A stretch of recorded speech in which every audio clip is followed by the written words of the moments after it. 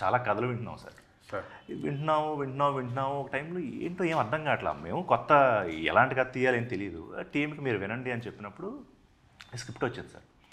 First time synopsis script కూడా కాదు, synopsis చూసి అయిపోయాను. ఏదో బాగుంది ఇక్కడ అని వెంటనే లక్ష్మణ్ గారు రావడము.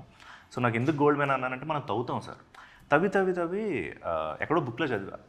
ఇంకొక 10 అడుగుల్లో గోల్డ్ పడుతుంది అనగాట ఆపేసి వెళ్ళిపోతే తర్వాత ఎవడికి దొరుకుతుంది అది. అయితే నేనేం చేశానంటే ఆపలా, ఇంకా తవ్వుదాం అన్నప్పుడు నాకు లక్ష్మణ్ రూపంలో మీరు దొరికారు సార్ నాకు.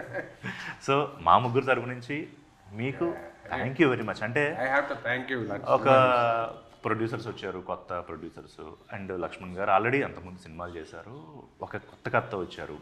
మీరా అసలు శిఖరం మీద ఉన్నారు. ఏం లేదంటే అది లేదు సార్. అంటే let me I know you are humble, కానీ రిస్క్ కదా సార్. అంటే ఇది చేస్తున్నాను, మొదలు పెడుతున్నాను అంటే that's why thank you sir. అంటే మా ముగ్గురు వైపు నుంచి బిజు గారు కూడా.